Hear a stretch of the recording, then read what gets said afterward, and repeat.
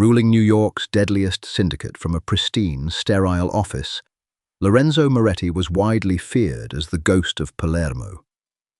He survived on ice, paranoia, and one unbreakable rule. Physical contact was strictly forbidden. Earning a broken wrist for a handshake or a bullet for a brushed shoulder was standard protocol. That absolute boundary held firm until his exhausted, overworked secretary, Audrey, slipped on the marble floor. Rather than stepping back, he caught her, and for the first time in a decade, the Don didn't flinch away. Lorenzo Moretti did not hate people. He just hated the reality of them. The warmth, the unpredictable movements, the sudden shifts in weight. Skin was a liability. It carried sweat, disease, and intent. His office on the 42nd floor of the Midtown high-rise reflected this philosophy. It was a fortress of glass, steel, and pale leather. His desk was 8 feet wide, not to intimidate his subordinates, though it served that purpose well enough, but to ensure that even the tallest man leaning across it could not graze Lorenzo's suit. He wore gloves, thin Italian leather, dyed the color of charcoal. He wore them in August. He wore them in December. He did not take them off to sign death warrants, and he did not take them off to drink his espresso. Carmine, one of his oldest capos, learned the rule the hard way. 6 months ago, Carmine had closed a lucrative shipping route out of New Jersey. Drunk on his own success and 3 glasses of scotch, Carmine had reached out and slapped Lorenzo on the shoulder. Lorenzo hadn't flinched. He simply looked at the heavy hand resting on his tailored wool jacket. Before Carmine could withdraw, Lorenzo's bodyguard, a silent giant named Vincent, stepped forward and broke 3 of Carmine's fingers. The snap sounded like dry kindling in the quiet office. Lorenzo had calmly poured a second glass of scotch, handed it to the sweating, pale capo, and said, "Good work on the port, Carmine. Take a week off." Audrey Hayes had witnessed the entire exchange. She hadn't screamed. She hadn't even stopped typing the minutes of the meeting. She just noted the altercation in her head, mentally calculated how much blood she might have to clean out of the carpet, and kept her eyes on her monitor. Audrey did not give a single, solitary damn about the mafia. She cared about the staggering cost of insulin for her younger brother. She cared about the eviction notice that had been threatening her mailbox for 3 months before she took this job. She cared about the fact that Moretti Enterprises paid 4 times the market rate for a senior executive assistant, offered premium health insurance with 0 deductibles, and provided a yearly bonus that could wipe out her debt in 2 years. If her boss occasionally ordered hits between conference calls regarding offshore holding companies, that was above her pay grade. She understood the geometry of his space instinctively. When she brought him documents, she placed them on the far right corner of the 8-foot desk. She never handed a pen directly to him. She laid it beside the paper. When they walked to the private elevator, she maintained a precise distance of 3 feet to his left. "You missed a comma on page 4, Lorenzo said. His voice was a low rumble, devoid of inflection. He didn't look up from the contract. Audrey stood on her side of the invisible line. "I didn't miss it, Mr. Moretti. The legal team removed it. It changes the liability clause. I highlighted the alteration in the summary brief on page 1. Lorenzo paused. His gloved finger traced the top sheet of the stack. He flipped back to page 1. A beat of silence stretched out, filled only by the hum of the city traffic 40 floors below. "So you did," he said softly. He signed the final page and pushed the stack to the corner of the desk. Audrey stepped forward, collected the papers, and stepped back. "Do you need anything else before I go to lunch?" Lorenzo looked at her. Really looked at her. It was a rarity. Usually he looked through people, analyzing them only as threats or assets. Audrey was an asset. She was 28, chronically tired, and wore clothes that was clean but 3 years out of date. Her dark hair was pulled back in a severe clip. She didn't wear perfume. Lorenzo appreciated the lack of perfume. Scent was just another way people invaded your personal space. "No," Lorenzo said. "Take an hour. I only need 30 minutes. "Take an hour, Miss Hayes. The building is being swept by security between 1 and 2. You will be in the way." Audrey nodded. "Understood." She turned and walked out. She didn't ask questions. She didn't pry. She was the perfect ghost in his sterile machine. Lorenzo watched the heavy oak door click shut behind her, the silence of the office rushing back in to soothe his frayed nerves. He peeled the right glove off, flexing his bare hand in the cool, conditioned air. He stared at his palm. There was a faint, jagged scar running from his wrist to his index finger. A souvenir from Palermo, a reminder of a basement that smelled of copper and damp earth. A reminder of what happens when you let someone get close enough to touch you. He put the glove back on. It started with a cough, a dry, hacking sound that shattered the quiet of the outer office. Lorenzo sat in his chair, a ledger open in front of him. He looked up, his eyes narrowing at the closed door, separating him from Audrey. She had been coughing for 2 days.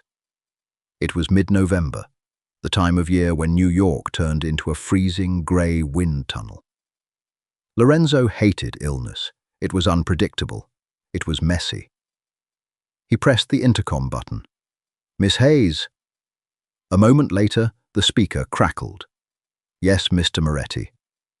Her voice was thick, sanded down by congestion. "Go home. I have the quarterly projections to finish, and the Romano family is sending their delegates at 4. You need me here to manage the translation headsets." "I can speak Italian, Miss Hayes. Their delegates are from a faction in Calabria. They speak a dialect you told me last week. You find—" Audrey coughed again, a harsh, painful sound. "Grating and deliberately obfuscating. You asked me to have the translators ready." Lorenzo rubbed his temple with a gloved thumb. She was right. He had said that. "You are sick. You are a liability to the efficiency of this office." "I took Dayquil. I have hand sanitizer. I won't breathe on you, Mr. Moretti. I never do." She cut the intercom. Lorenzo stared at the little red light. No one hung up on him. Not his capos, not his rivals, not the politicians he owned. But the tired woman with the Excel spreadsheets had just dismissed him. He should have fired her. He didn't. Outside, Audrey leaned her forehead against the cool glass of her dual monitors. She was burning up. Her joints ached with a deep, pulsing rhythm, and the fluorescent lights above her desk felt like they were drilling directly into her skull. She needed to go home. She wanted nothing more than to crawl into her terrible futon and sleep for a week. But tomorrow was payday, and it was bonus week. If she left early, HR, which was essentially a terrifying man named Paulie who chain-smoked in the basement, would dock her attendance metric. A docked metric meant a delayed bonus. A delayed bonus meant her brother's insulin order would bounce. So she stayed. She chugged tepid water. She popped ibuprofen on an empty stomach. She kept typing. By 3:30, the atmosphere in the penthouse shifted. The Calabrian delegates arrived. There were 4 of them. They smelled of cheap cologne, stale tobacco, and arrogance. They moved with the aggressive swagger of men trying to compensate for being out of their territory. Audrey met them at the elevator. She felt dizzy, the floor tilting slightly beneath her practical black flats. But she locked her knees and held her clipboard flat against her chest. "Mr. Moretti will see you now," she said, handing out the small translation earpieces. The lead delegate, a heavy-set man with a thick gold chain resting on his chest hair, sneered at the earpiece. He leaned in, entirely too close to Audrey. She could smell the garlic on his breath. "We don't need toys, sweetheart. Tell your boss we speak plain enough." He reached out, his thick fingers brushing against her arm as he tried to push past her. Audrey stiffened, stepping back out of instinct, but the sudden movement made her head spin violently. Dark spots danced at the edge of her vision. The heavy oak door to Lorenzo's office swung open. Lorenzo stood in the doorway. He wore a dark navy suit. His posture was perfectly relaxed, but the temperature in the room seemed to drop 10 degrees. Vincent, the giant shadow, stepped out from behind him. "If you touch my secretary again, Ruggiero, you will leave this building through the window," Lorenzo said. The words were softly spoken, but they carried the weight of a physical blow. Ruggiero froze, his hand still suspended in the air.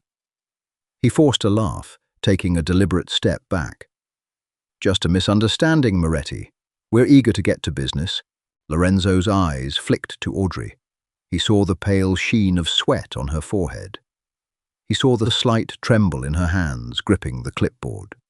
She looked like she was going to shatter. "Get inside," Lorenzo told the delegates, stepping aside just enough to let them pass without brushing his suit. As they filed in, Lorenzo looked at Audrey. "After this meeting, you are leaving. That is not a request." Audrey nodded, swallowing hard against the dryness in her throat. "Yes, sir." She walked back to her desk, sinking into her chair as the office door closed. The meeting dragged on. Voices raised. Thick, rapid-fire Italian dialects bled through the heavy door. Audrey tried to focus on the spreadsheets, but the numbers were swimming. Her fever was spiking. The chill in her bones was becoming unbearable. She rested her head on her arms, just for a second, just to close her eyes. Suddenly, a loud crash echoed from inside the office, the sound of splintering wood. Then, a sharp, deafening crack. A gunshot. Adrenaline dumped into Audrey's system. She jerked upright, the room spinning wildly. The protocols Lorenzo had forced her to memorize kicked in. Hit the alarm under the desk, lock the elevator banks. She slammed her hand under the desk, hitting the red button. Sirens immediately began to wail, a shrill, piercing noise that made her skull throb. The door to Lorenzo's office burst open. Vincent came out first, hauling Ruggiero by the collar. Ruggiero was bleeding from a broken nose, groaning. Two of the other delegates were on the floor inside.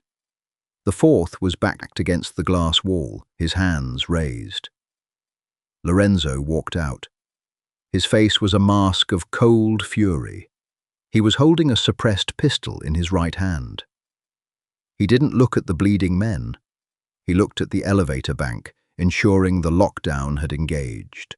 "Vincent, clear them out through the freight shaft," Lorenzo barked over the siren. "Dump them in the Bronx. If they want to negotiate like animals, they can walk home like strays." Audrey stood up. She needed to log the incident. She needed to call the cleanup crew. She took a step toward her filing cabinet. Her knee buckled. The fever, the adrenaline crash, and the sheer exhaustion hit her all at once. The world tilted sideways. The fluorescent lights blurred into a streak of white. She felt her balance vanish entirely, gravity pulling her down toward the unforgiving marble floor. Time seemed to slow, condensing into singular, hyper-focused frames. Lorenzo saw her stumble. He saw the complete loss of tension in her body as she pitched forward. She was falling directly toward the corner of the heavy glass coffee table in the reception area. His mind, wired by decades of trauma, screamed at him to stay still. Let her fall. Call a medic. Do not bridge the gap. Do not let another human being enter your space. But his body moved before his brain could enforce the rule. He dropped the pistol. It clattered against the floor, forgotten. In 2 long strides, he crossed the reception area. Audrey felt the rush of air before she felt the impact. She braced herself for the crushing pain of the marble, but it never came. Instead, she slammed into something solid, warm and distinctly alive. Lorenzo caught her, his arms wrapped around her waist and shoulders, absorbing her momentum. He staggered back half a step, dropping to one knee to control the descent. He pulled her flush against his chest, tucking her head beneath his chin so she wouldn't hit the floor. Silence crashed over Lorenzo. The wailing alarm faded into a dull background drone. He was touching her. Through the thin silk of her blouse, he could feel the frantic, bird-like fluttering of her heart. He could feel the alarming heat radiating from her skin, a fever that burned through the fabric of his suit. She was utterly limp in his arms, a dead weight relying entirely on his strength to keep her from breaking. Panic, dark and suffocating, rose in Lorenzo's throat. The basement in Palermo flashed in his mind, the scent of blood, the feeling of hands on him, holding him down. His chest tightened, his breath hitched. He needed to push her away. He needed to throw her off him and scrub his hands until they bled. But then Audrey shifted. She let out a soft, exhausted sigh. Her head rolled against his collarbone. She wasn't holding him down. She wasn't a threat. She was just broken, fragile. Lorenzo looked down at her. Her eyes were closed, dark circles bruised into the skin beneath them. Her breathing was shallow. For the first time in 10 years, Lorenzo realized he wasn't suffocating. The panic crested, but it didn't break. It slowly ebbed, leaving behind a strange, hollow sensation in his chest. He was holding another human being, and he wasn't dying. Vincent returned from the freight elevator, dragging the last delegate. The massive bodyguard froze when he saw his boss on the floor. Vincent knew the rules. He knew about the gloves, the distance, the broken bones. "Boss," Vincent rumbled, stepping forward carefully, unsure if he needed to pull the woman away or draw his weapon. "Stay back," Lorenzo snapped. His voice was sharper than usual, edged with a dangerous defensive instinct he didn't fully understand. Vincent stopped instantly, raising his hands in a placating gesture. "The floor is secure. The alarm is off. We need to move you to the safe room." "I said stay back," Lorenzo repeated, softer this time. He looked down at Audrey again. He gently shifted his grip, moving his right hand from her waist to her face. Even through the leather of his glove, he could feel the fever burning her up. Slowly, deliberately, Lorenzo pulled his right hand away. He bit the tip of the glove and pulled it off, letting the expensive leather drop to the floor. Vincent's eyes widened, but he remained utterly silent.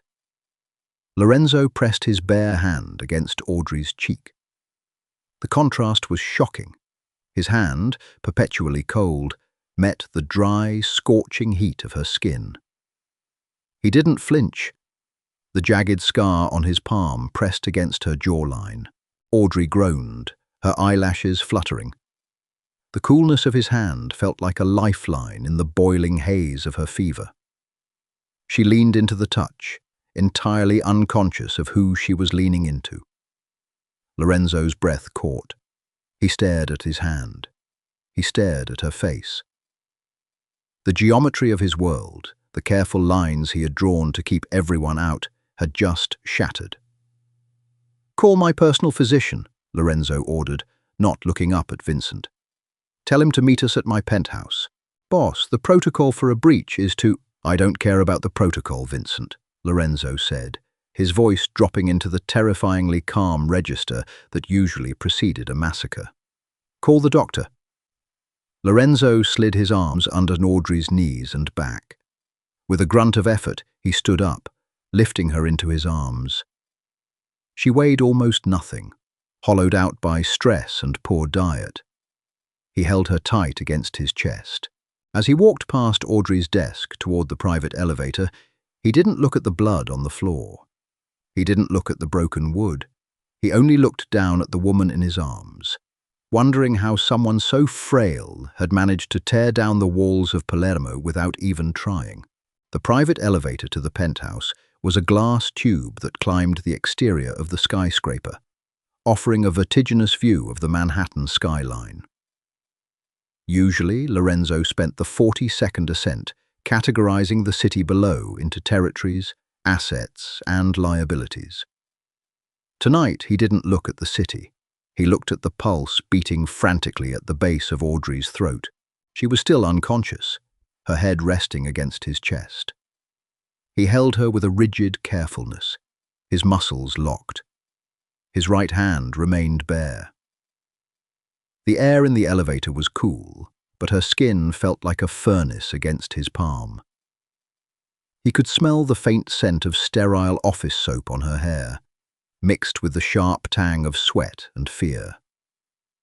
The elevator doors chimed and slid open. His penthouse was a reflection of his office, only magnified in its coldness.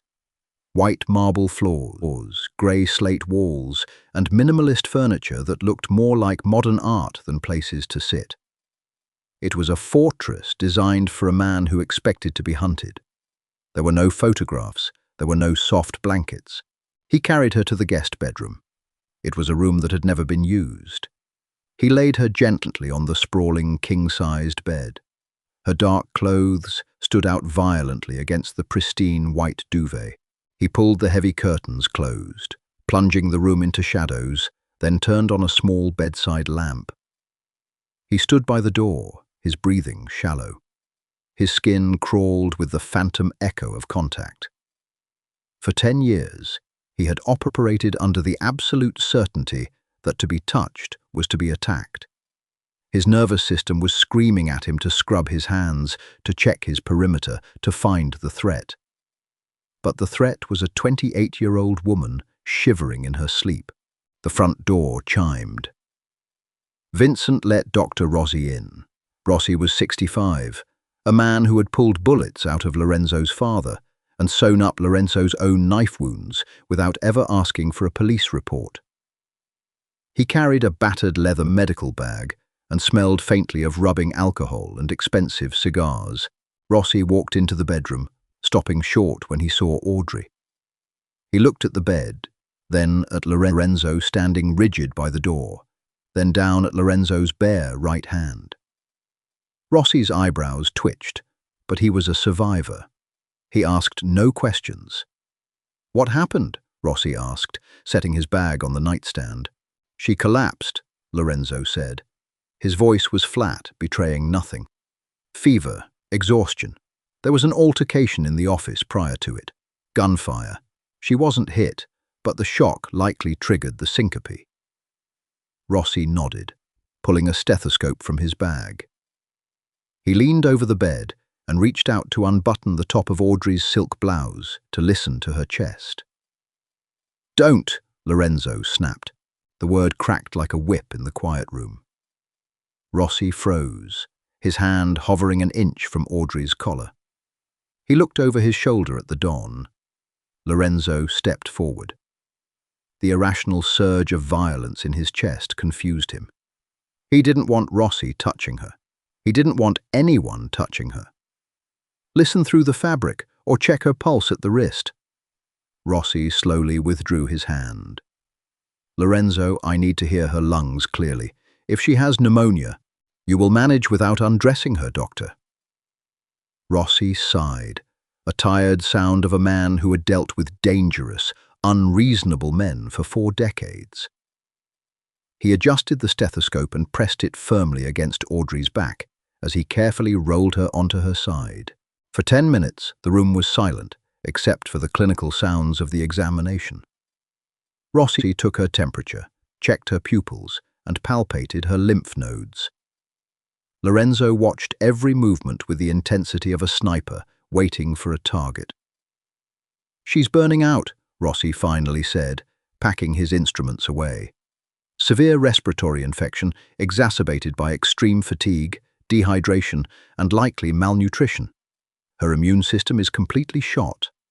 "Does she sleep?" "She works," Lorenzo said. "Well, she's done working for at least a week," Rossi said, pulling an IV bag of saline and a small vial from his kit. "I'm giving her fluids and a broad-spectrum antibiotic. She needs rest, calories, and zero stress. If she tries to push through this, her organs will start shutting down. Rossi prepped Audrey's arm. He slid the needle into her vein with practiced ease. Audrey whimpered, her brow furrowing, but she didn't wake. "I'll leave the IV," Rossi said, packing his bag. "Call me if her temperature hasn't broken by morning. And Lorenzo?" Lorenzo met the old doctor's eyes. "Keep her hydrated, and maybe figure out why a girl who works for a billionaire looks like she hasn't eaten a full meal in a month." Rossi walked out, leaving Lorenzo alone in the quiet hum of the penthouse. Lorenzo pulled a chair to the corner of the room. He sat in the shadows. He didn't sleep. He watched the slow, steady drip of the IV fluid. He watched the erratic rise and fall of her chest. Around 3 a.m., Audrey shifted. Her head tossed on the pillow. She let out a sharp, panicked gasp, her eyes flying open. She stared at the high, vaulted ceiling, her breathing ragged. She tried to sit up, but the IV line pulled taut, sending a spike of pain through her hand. "Don't move," the voice came from the dark. Audrey froze. Her vision was blurry, her mind clouded by the remnants of the fever and the heavy antibiotics. She turned her head, squinting into the shadows. Lorenzo leaned forward, the dim light catching the sharp angles of his face. He was still wearing his suit trousers and the crisp white dress shirt, the sleeves rolled up to his forearms. "Mr. Moretti," Audrey croaked. Her throat felt like sandpaper. Where am I? My home. You collapsed at the office." Panic, cold and sharp, pierced through the fog in her brain. The office, the gunshot, the delegates, and then the calendar. "The payroll," Audrey gasped, struggling to push herself up with her free hand. "The bonus metric. I didn't clock out. HR will dock the half day. I have to call Paulie." Lorenzo stared at her. His office had been shot up. She had nearly cracked her skull open on a marble table. She was currently attached to an IV drip in the bedroom of a mafia boss, and she was worried about a corporate time card. "Your time card is fine," Lorenzo said. "You don't understand," Audrey said, her voice rising in pitch.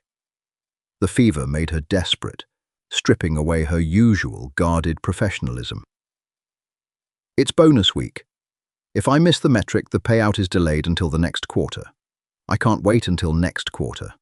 Leo needs his shipment on Tuesday. The pharmacy won't front it anymore. I have to go back to the office." She yanked at the tape holding the IV needle. Lorenzo was across the room before she could rip it out. He didn't hesitate. He grabbed her wrist with his bare hand, pinning it gently but immovably against the mattress. "Stop," he commanded. Audrey stilled. She looked at his hand holding her wrist. She felt the cool, firm pressure of his skin. Then she looked up at his face. His dark eyes were intense, locking her in place better than any physical restraint could. "Who is Leo?" Lorenzo asked. Audrey swallowed hard. Her chest heaved. "My brother. He's 19. He's type 1 diabetic." "And the shipment?" "Insulin. The new pump cartridges. They're expensive. My insurance through the company covers a lot, but the co-pays and the specialty supplies, it's $1,000 a month out of pocket. I need the bonus, Mr. Moretti. Please, let me go log in remotely." Lorenzo felt a cold, hard knot form in his stomach. He moved millions of dollars a day. He paid judges more in a week to look the other way than this woman needed to keep her brother alive for a year. She sat outside his office, managing his empires, guarding his door, and she was starving herself to pay for medical supplies. He released her wrist. He took a step back, the physical distance suddenly feeling vastly inadequate to bridge the gap between their realities. "You are not going to the office," Lorenzo said softly. "You are not logging in. The bonus will be in your account at 8 a.m. I authorize it." Audrey blinked, tears of exhaustion welling in her eyes. You do?" "Yes." "Now close your eyes, Miss Hayes. That is an order." Audrey didn't have the strength to argue. The assurance of the money seemed to drain the last reserves of her adrenaline. She sank back into the pillows. "Okay, thank you. Just don't let Paulie dock the metric." She was asleep in less than a minute. Lorenzo stood by the bed for a long time. He looked at his right hand. He had touched her again, and the only thing he felt was a quiet, dangerous urge to dismantle whatever system was hurting her. Audrey woke up 36 hours later. The fever had broken. The crushing weight on her chest had receded to a dull ache. She lay still for the moment, listening. Silence. Not the sirens of her neighborhood, not the rattling pipes of her apartment. Absolute, insulated silence. Memory returned in fragments. The gunshot, falling, the terrifying, impossible feeling of Lorenzo Moretti catching her. Waking up in the dark and begging him for her bonus. Humiliation washed over her. She sat up slowly, carefully removing the tape and the empty IV needle from the back of her hand. She pressed a cotton swab to the tiny puncture wound. She looked around the room. Her ruined silk blouse and skirt were gone. She was wearing a massive, impossibly soft grey t-shirt that smelled faintly of expensive cedar and ozone. It had to be his. The thought made her skin prickle. She swung her legs over the side of the bed. Her balance held. She padded barefoot across the thick rug, cracked the bedroom door open, and peered out. The living room was vast and bathed in the grey light of a rainy New York afternoon. Lorenzo sat at a sleek dining table, a laptop open in front of him, a phone pressed to his ear. He was wearing black slacks and a black dress shirt, and his gloves, both of them. "I don't care what the zoning board said," Lorenzo spoke into the phone, his voice a low, lethal hum. "Tell the alderman that if the permit isn't approved by Friday, the union will strike the harbour. Let's see how much he likes his kickbacks when no cargo moves for a month." He hung up without waiting for an answer. He didn't look up from his screen. "There is water on the counter, and soup in the warming drawer." "Eat." Audrey jumped. She tightened her grip on the oversized shirt. "Mr. Moretti, I should go home." Lorenzo finally looked at her. He took in her pale face, the mess of her dark hair, the way she was swimming in his shirt.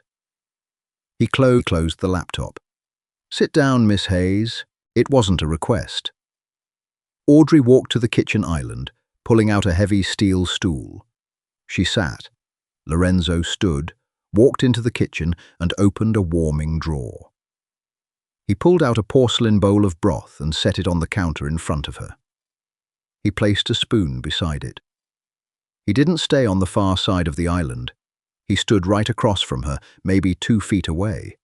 It was a clear violation of his own geometry. "Eat," he repeated. Audrey picked up the spoon. Her hand trembled slightly. She took a sip of the broth. It was rich and deeply savory. Her stomach clamped, reminding her loudly how long it had been since she had a real meal. She took another, larger spoonful. Lorenzo watched her eat in silence for 3 minutes. "Your brother," Lorenzo said quietly. "Leo." Audrey stopped mid-bite.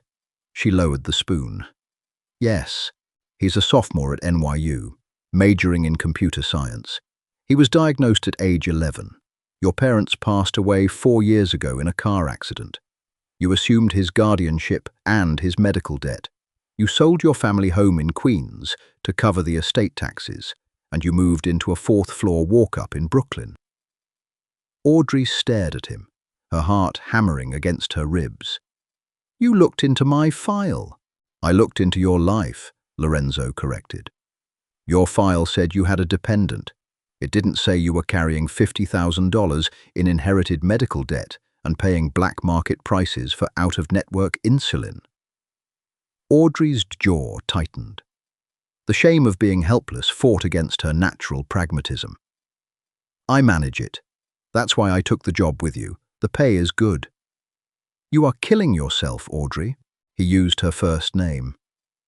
The sound of it in his low, gravelly voice sent a strange shiver down her spine. He never used first names unless he was about to threaten someone.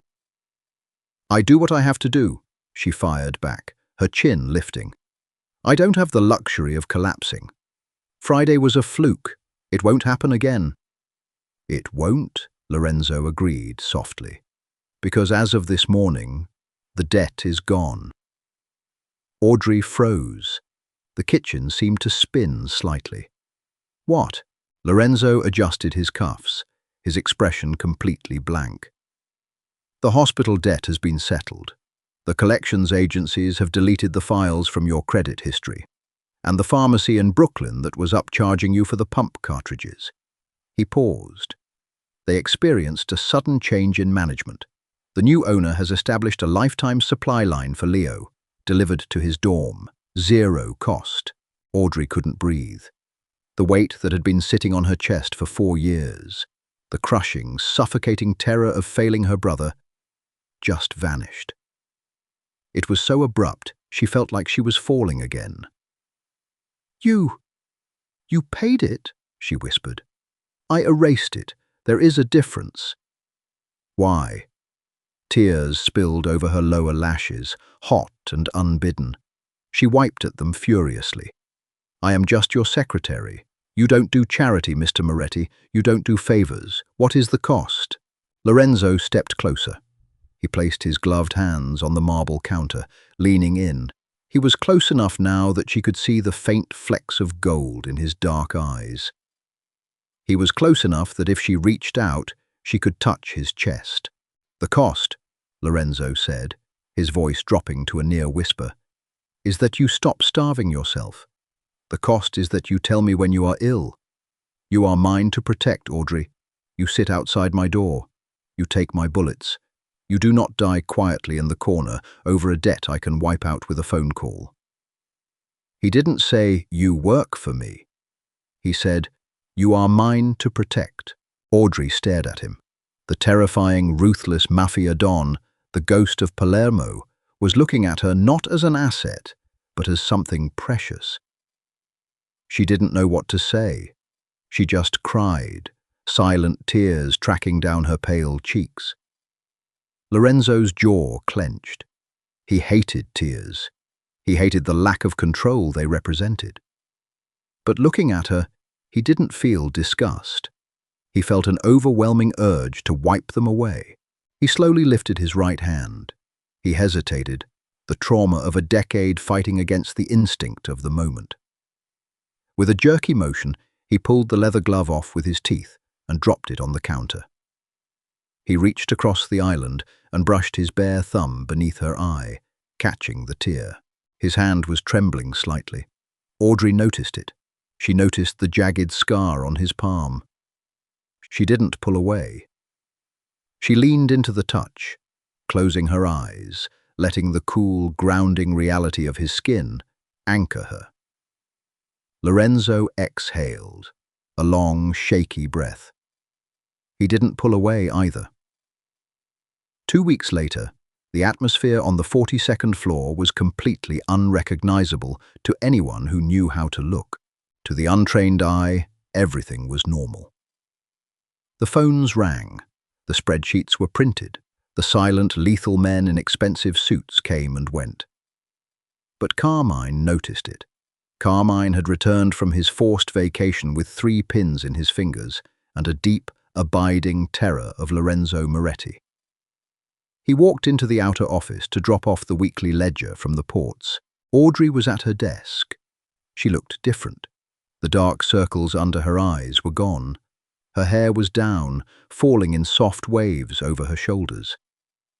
She was wearing a new blouse, still professional, but a rich burgundy silk instead of her usual faded grey. "Ledgers for the boss," Carmine muttered, keeping a respectful distance from her desk. He had learned his lesson about personal space. "I'll take them," Audrey said, reaching out. Carmine handed them over.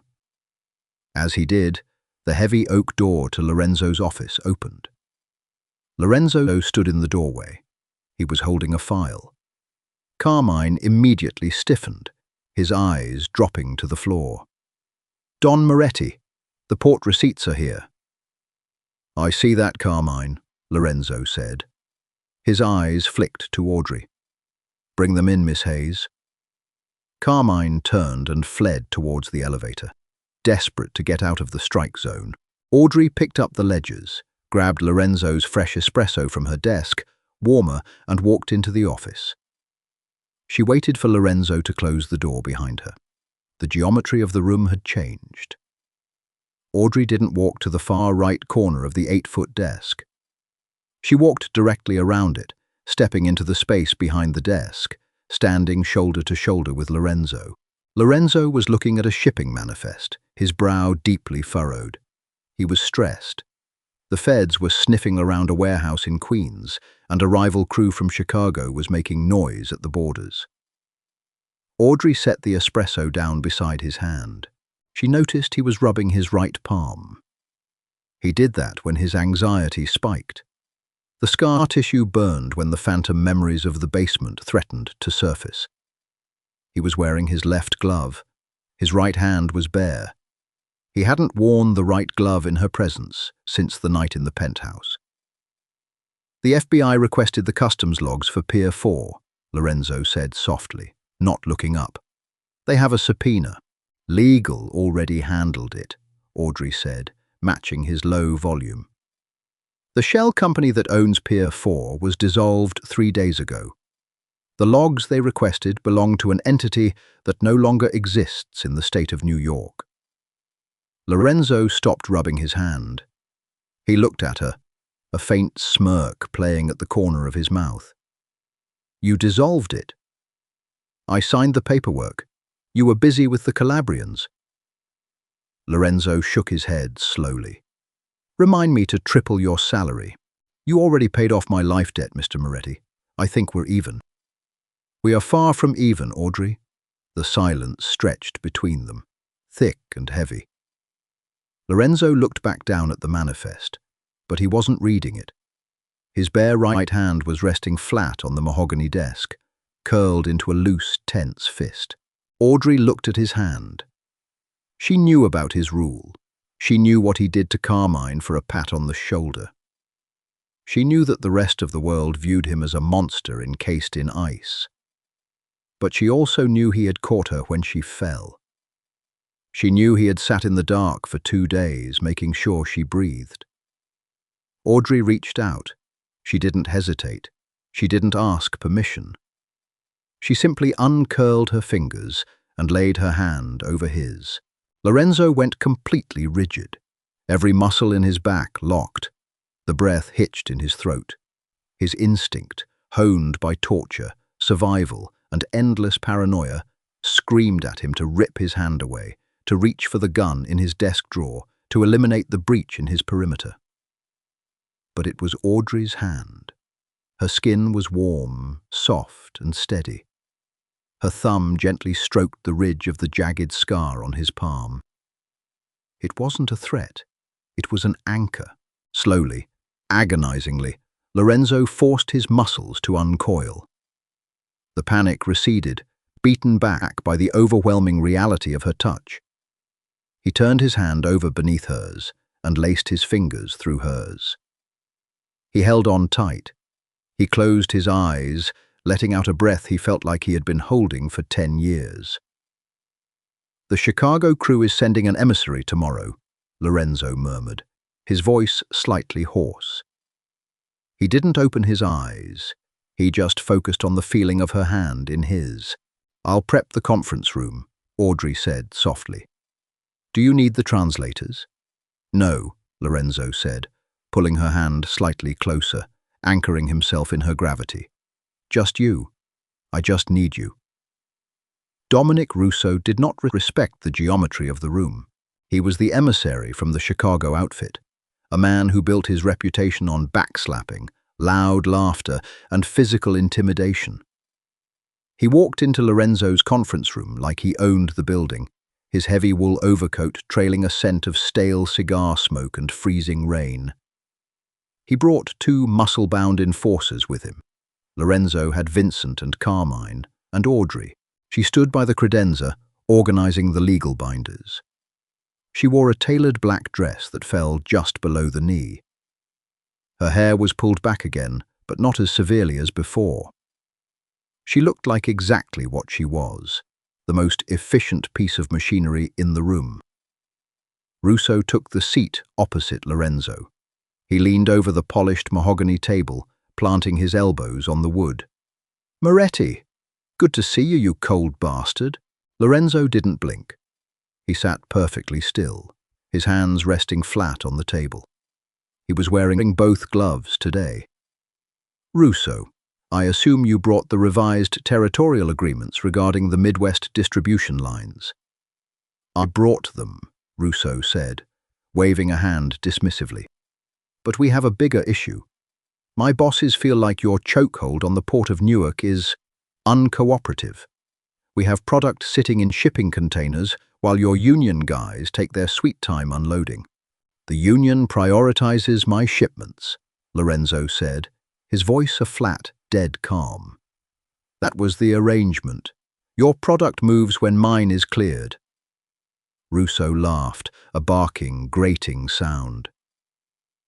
He leaned back in his leather chair and looked around the room. His eyes landed on Audrey. He looked her up and down, a slow, appraising stare that made the air in the room suddenly feel suffocating. "You know, Lorenzo," Russo said, licking his teeth, "you run a tight ship, sterile, but you always had good taste in the help. Hey, sweetheart, get me a black coffee, 3 sugars." Audrey didn't look at Lorenzo. She didn't need to. She knew her job. She picked up a porcelain cup, poured the coffee from the silver carafe, added the sugar, and stirred. She walked over to Russo and set the cup on a coaster near his right hand. "Thank you, darling," Russo said. As Audrey turned to walk away, Russo shifted his weight and reached out. His thick, calloused fingers caught the fabric of her skirt, grazing the side of her thigh. "Actually, why don't you stick around? I like looking at something pretty when I talk numbers." The silence that followed was absolute. Carmine stopped breathing. Vincent slowly unbuttoned his suit jacket. Audrey froze. She didn't gasp. She didn't pull away immediately. She looked down at the heavy hand resting on her skirt. Then she looked at Lorenzo. Lorenzo had not moved a muscle. His face was an emotionless mask. But the temperature in the room plummeted. The gold flecks in his dark eyes vanished, swallowed entirely by black, bottomless rage. "Remove your hand, Dominic," Lorenzo said. The volume of his voice didn't rise. It dropped.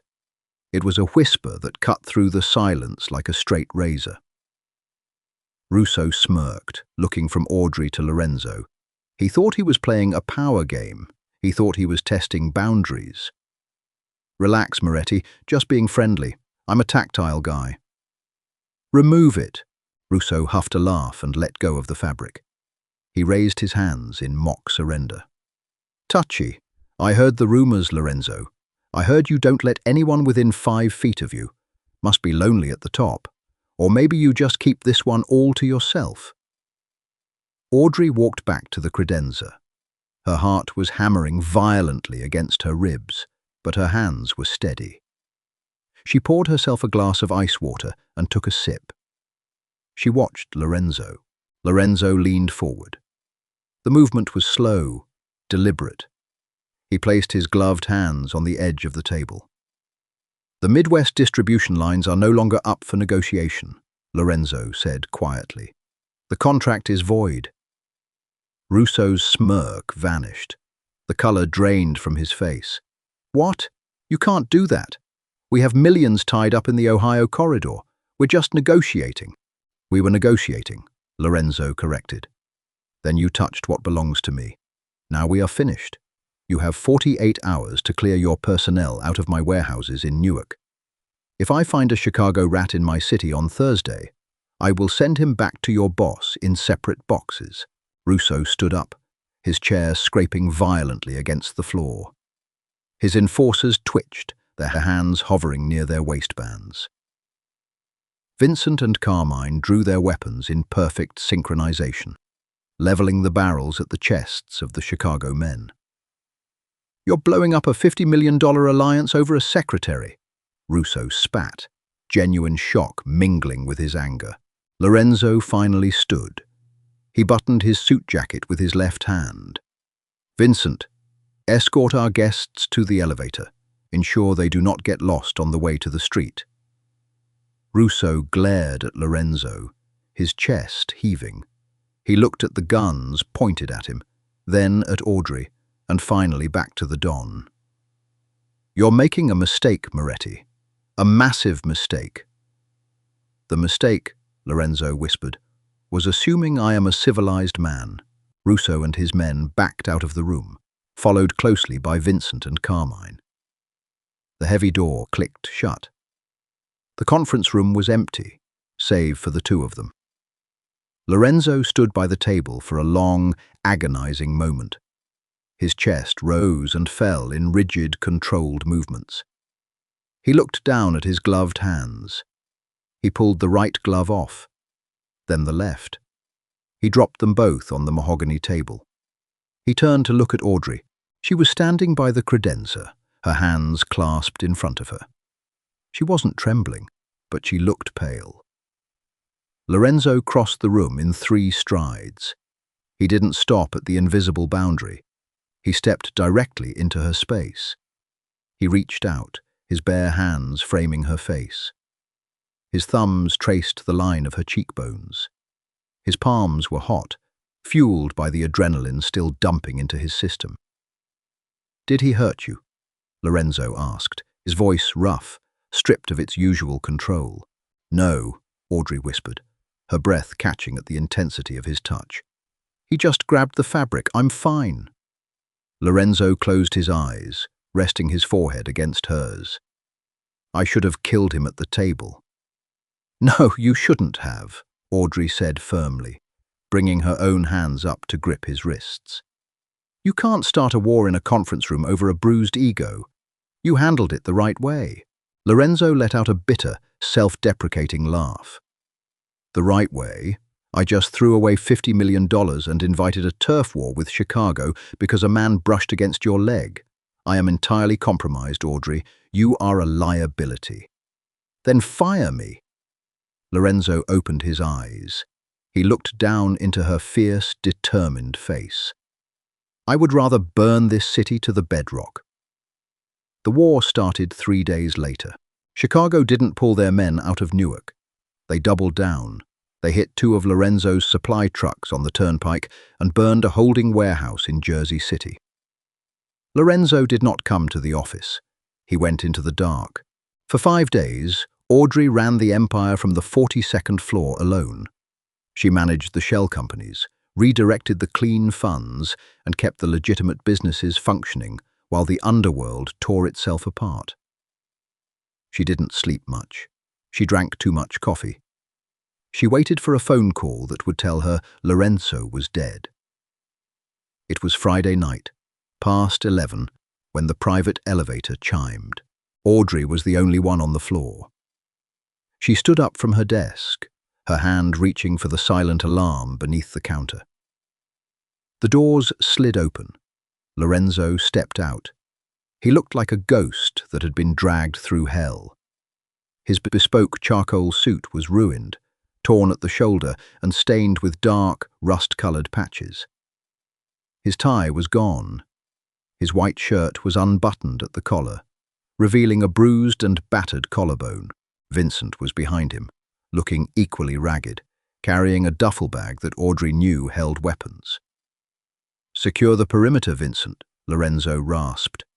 "Then go home." "Boss, go home, Vincent." Vincent nodded heavily, stepping back into the elevator. The doors closed. Lorenzo stood in the center of the reception area. He swayed slightly. He wasn't wearing his gloves.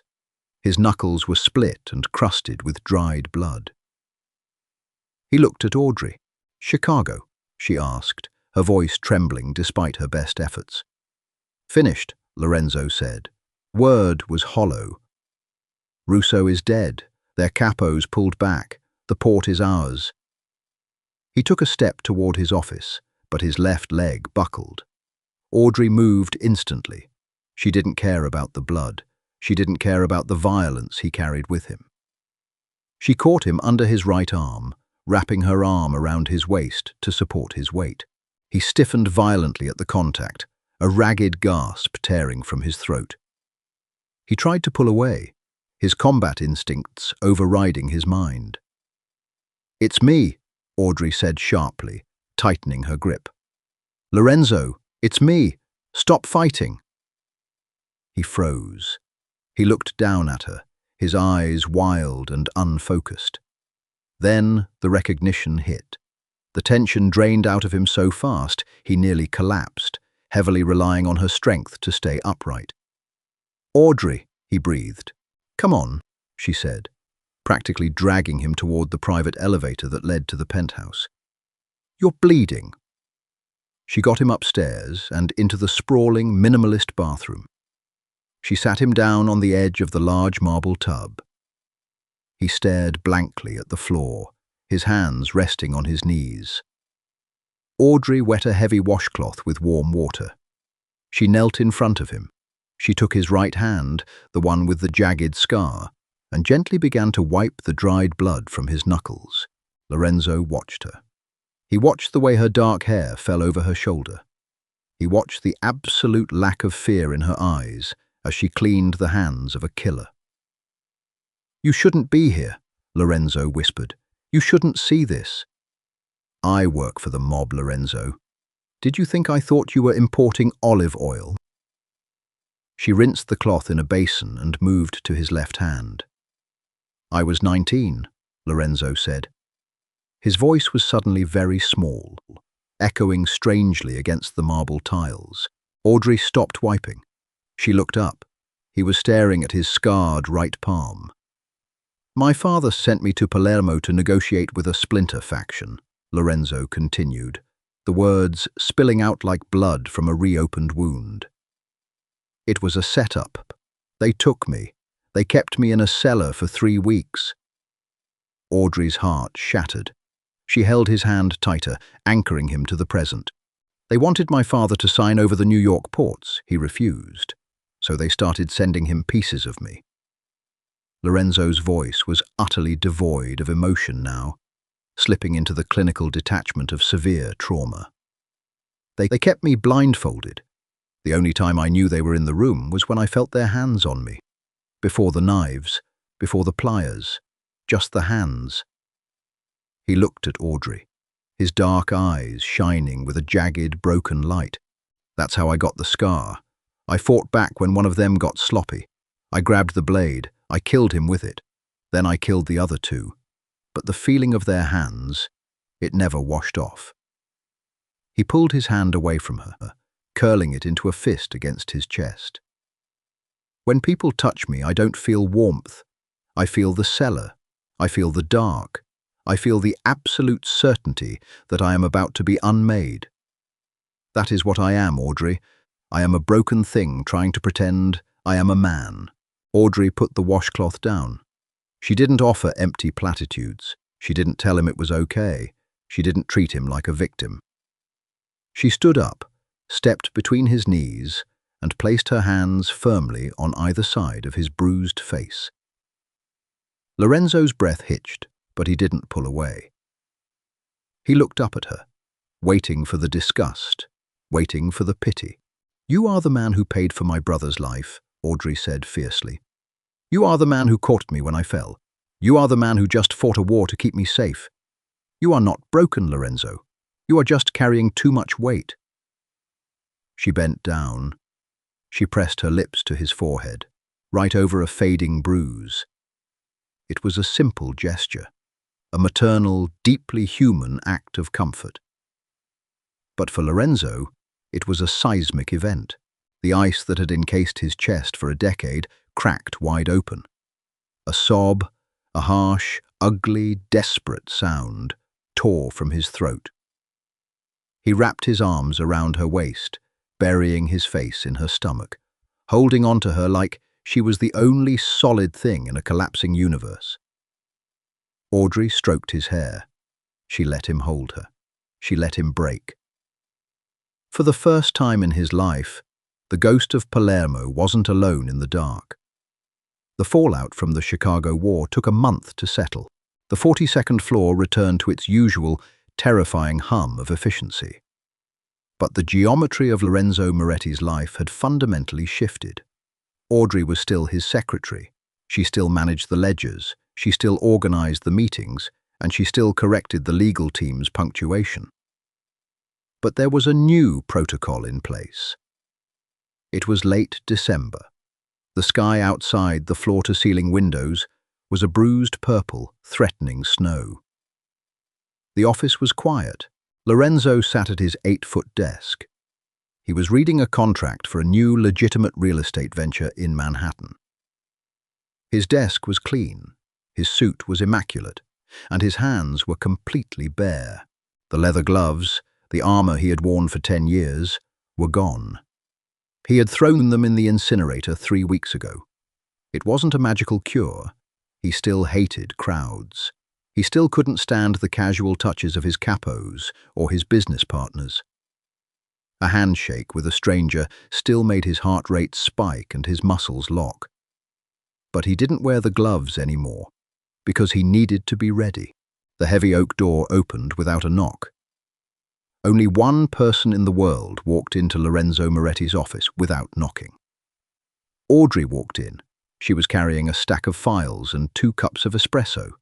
She wore a deep green dress that complemented the olive tones in her skin. She looked healthy. She looked powerful. She didn't walk to the corner of the desk. She walked right up to his chair. "The real estate board approved the permits for the Hudson project," she said, setting the files down on the mahogany wood. "And Paulie from HR wants to know if we are authorizing the end-of-year bonuses early for the lower-level staff." Lorenzo didn't look at the files. He looked at her. "Authorize them," he said. "Double them for the staff who stayed late during the Chicago problem." "Generous," Audrey noted, a small smile playing on her lips. "I'm in a good mood." He reached out. He didn't hesitate. He wrapped his bare hand gently around her wrist and pulled her closer. Audrey went willingly, stepping into the space between his knees. She set the espressos down on the desk and rested her hands on his shoulders. The silk of his jacket was smooth beneath her palms. She could feel the steady, powerful rhythm of his heartbeat. "Are you?" she asked softly. "Yes." Lorenzo looked up at her, the gold flecks in his eyes warm and bright. "Because you are standing in my office." He slid his hands up her waist, his bare palms resting against the small of her back. The contact sent a jolt of electricity through him, but there was no panic, no cellar, no dark. There was only Audrey. He pulled her down. Audrey leaned in, her lips meeting his. It wasn't a gentle, tentative kiss. It was deep, desperate, and possessive. It was the kiss of a starving man who had finally found sustenance. Lorenzo's hands tightened on her hips, anchoring her against him, demanding that she stay exactly where she was. Audrey kissed him back with equal ferocity. She tangled her fingers in his dark hair, pulling him closer, letting him feel the reality of her. She tasted like coffee and something uniquely her own. She was his tether to the living world. When they finally pulled apart, they were both breathing heavily. Lorenzo rested his forehead against hers, his eyes closed. "I have a meeting with the Romano delegates in 10 minutes, Lorenzo murmured, his thumbs tracing circles on her hips. "I know," Audrey said, her voice slightly breathless. "I scheduled it." "Cancel it." Audrey smiled, pulling back just enough to look him in the eye. I can't do that, Mr. Moretti. The Romanos flew in from Calabria. It would be highly unprofessional. Lorenzo groaned, dropping his head back against his leather chair. You are a tyrant, Miss Hayes. I am an executive assistant, she corrected, stepping out of his grip and smoothing her dress. And I am very good at my job. Put your suit jacket back on properly. You have an empire to run. Lorenzo watched her walk toward the door. The sway of her hips, the confident set of her shoulders. She was brilliant. She was ruthless in her own right. She was exactly the kind of woman who could stand beside a monster and not flinch. Audrey, Lorenzo called out, just as her hand touched the brass doorknob. She turned back. I love you. He said it plainly, without fanfare. It wasn't a flowery declaration. It was a statement of absolute fact. Audrey stopped. Her breath hitched. The cynical, exhausted woman who had walked into this office 2 years ago looking for a paycheck had found something infinitely more complicated and infinitely more valuable. She smiled, a genuine, radiant expression that lit up the sterile office. I love you too, Lorenzo, she said softly. Now get to work. She opened the door and walked out. Lorenzo Moretti sat in the quiet of his office. He looked at his scarred, bare right hand. He didn't feel the ghosts anymore. He didn't feel the cold. He picked up his pen, ready to face the world. Did Lorenzo and Audrey's intense, slow-burn love story keep you on the edge of your seat? If you loved watching the icy Don finally melt for the woman who saved him, hit that like button right now. Don't forget to share this video with your friends who crave dark, emotional mafia romance. Be sure to subscribe to the channel and turn on notifications so you never miss out on our next thrilling storytelling video. What was your favorite moment between them? Let us know in the comments below.